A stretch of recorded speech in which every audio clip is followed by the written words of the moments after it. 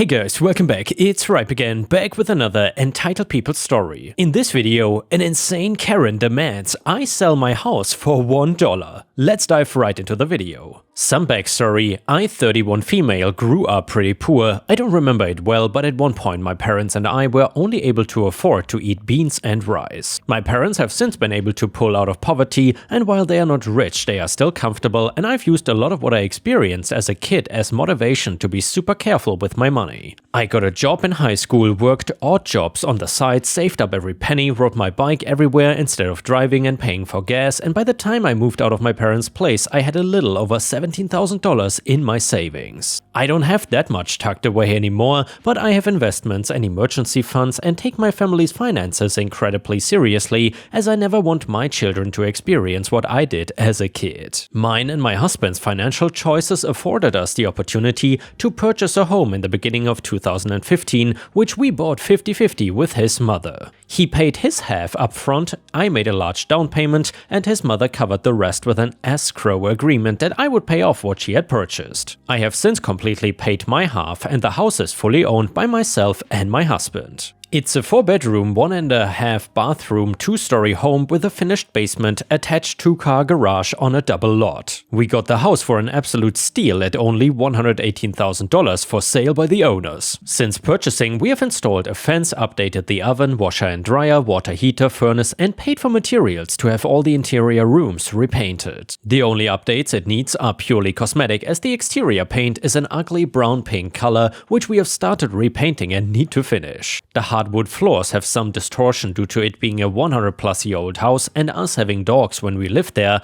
and the bathroom could use an update, but structurally speaking, it doesn't need one. Needless to say, on a scale of 1 to 5, with 1 being tear down the house and start over, and 5 being it's ready to put on the market to sell for $300K today, the house is roughly sitting at a 3.5 to 4. The backstory is now complete, and let's get into what has become my biggest headache for the past 4 years. So I got a friend, let's call her Carly, female 27, who had incredibly similar experiences to me growing up, but struggles with finances and has never seemed to get the hang of keeping any sort of savings over $50 at a time. I'm not sure if it's a lack of self-control or that she is simply too focused in the moment when she gets paid and does not think to look in the long term, but she consistently makes her lack of funds everyone else's problem. I don't blame her for having issues with money, as learning to create a budget is not exactly taught in school, and it took me years to learn to find a healthy balance, and the freedom of being able to buy whatever you want with no restrictions is super tempting, but at some point you have to learn to take responsibility.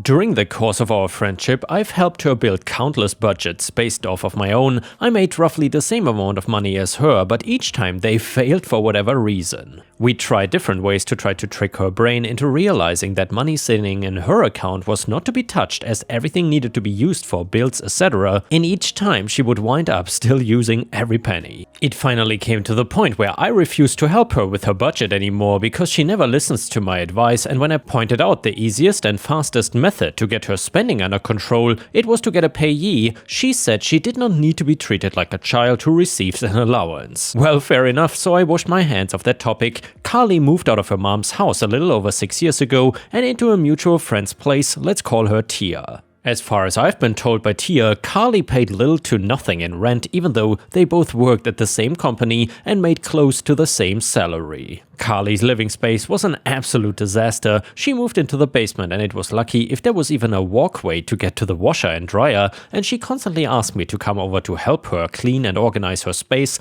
Because I'm a people pleaser, I would always agree. And well, each time we would make significant progress, but then by the next weekend when I would come over to help again, it was as if a tornado had gone through her space in the course of the week. I have no idea how she was able to fit so much stuff into that tiny space. She would never clean up on her own or make any sort of effort to put anything away, and would always wait for me to come over, and if anyone were to come down to watch us, it was always me cleaning or organizing while she sat back and dictated where everything went. Getting her to donate or throw anything away was like pulling teeth, as somehow even the smallest scrap of paper had some sort of sentimental value. After a little over a year of them living together, Tia could not handle it anymore and asked Carly to find some other living situation. She was not gonna throw her onto the street, but she literally couldn't live with Carly any longer. There are a lot of other things that build up that caused this, but I won't go into that here. It just so happened that my husband and I had purchased a second home around this same time. What we had owned on the first was paid off, and my husband had come into an inheritance, and we were able to look for our forever home that better fit our wants and needs. The best part for us is that the new house was literally a 5-minute drive from the old house. We had yet to decide whether we wanted to sell or rent our first house when Carly approached us with the offer of renting it from us. She and 2 other friends were looking to move in together, and with the house being as big as it was, there was plenty of space for all of them to have their own room and privacy. Since we hadn't yet decided if we wanted to sell, there were 3 renters already lined up, and we decided to use it as a means of passive income to invest in our future, and then down the road we would revisit whether or not we wanted to sell it or keep it as a rental. The red flag that I didn't initially pick up on was that Carly was already referring to the house as her house to her 2 potential roommates even before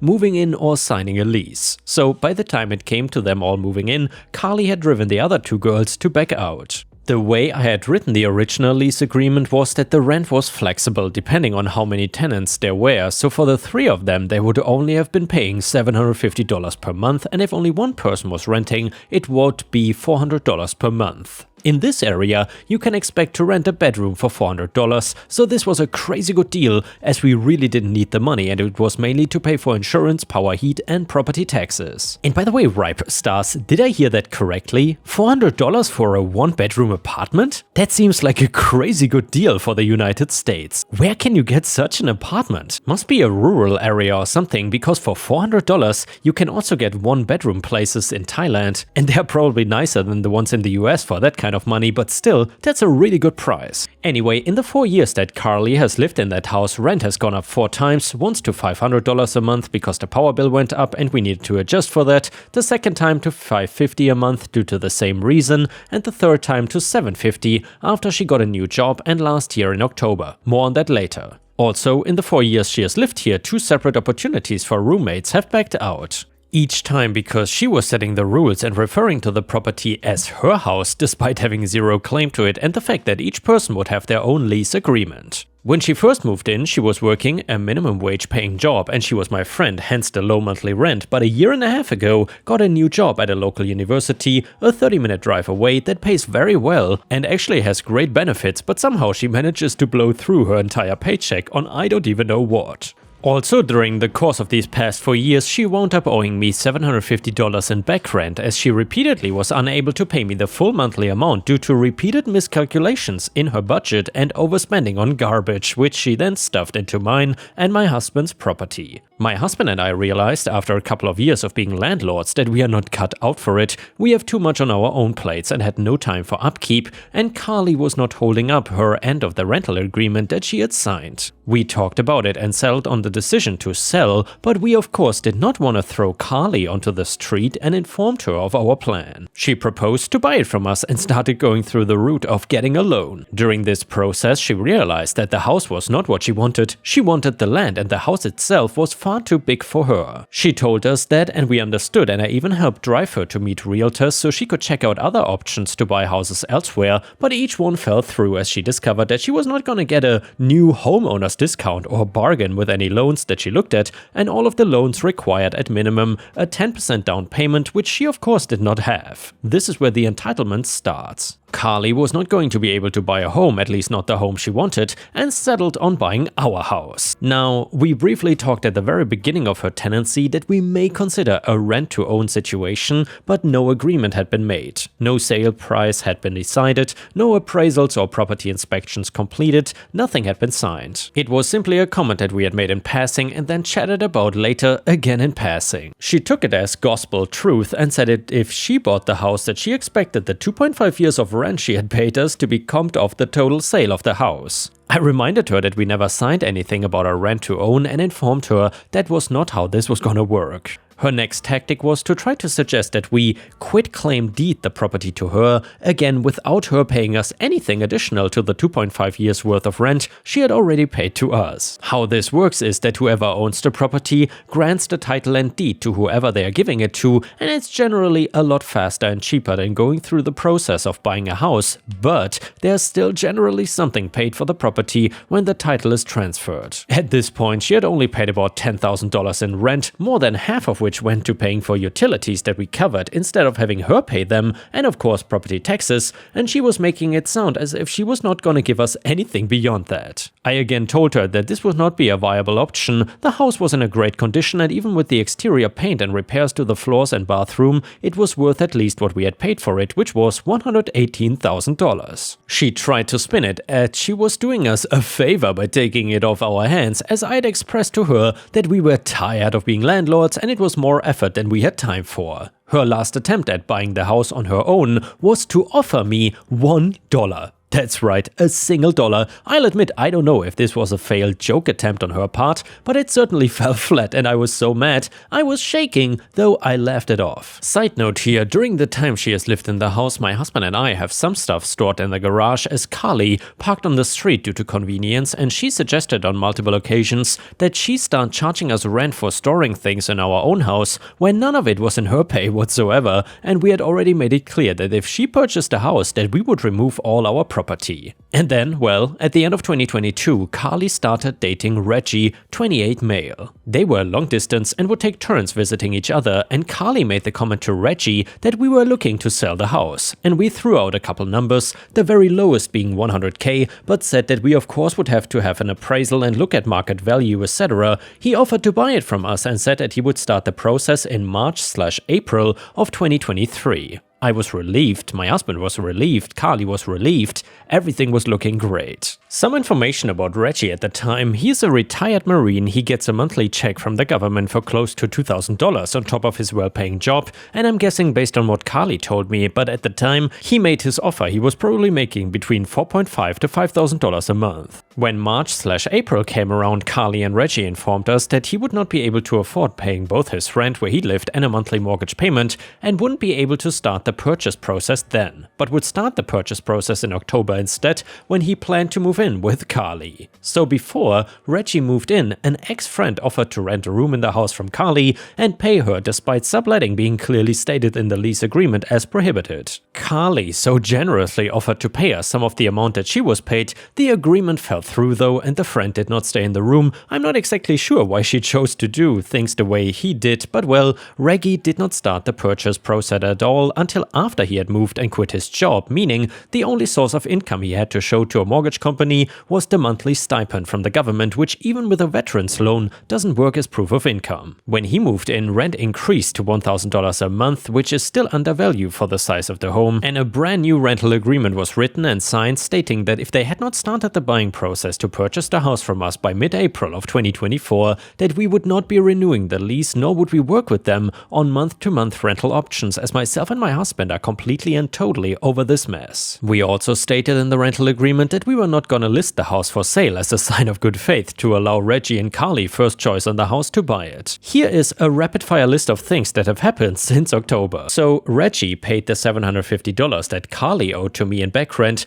Carly and Reggie informed us at some point, either late November or early December, that they would not be buying the house as the repairs required amounted to more than $50,000. I don't know where they got this number, as I've budgeted on multiple occasions to redo the flooring, and it would be less than $15K to redo the entire house, nor would repainting cost more than a few thousand or the bathroom remodel, as they intended to do the work themselves. We repaired the major damage in the bathroom recently for less than $500. Furthermore, they could not acquire rental housing due to having 3 cats and will indeed be staying in the house. We informed them that we are not renewing the lease and reiterated our reasoning. I made the mistake of telling Carly what we owed on our mortgage, and they turned around and offered us $50K to buy the house from us, less than 1/3 the market value of the house if we sold it as is. We of course politely declined and then promptly went home, screamed into the pillows. They have repeatedly told Tia that they are desperate for money to the point of debating setting up a GoFundMe, all the while Carly has gotten 2 brand new tattoos in the past year and has an international trip she has also paid for in full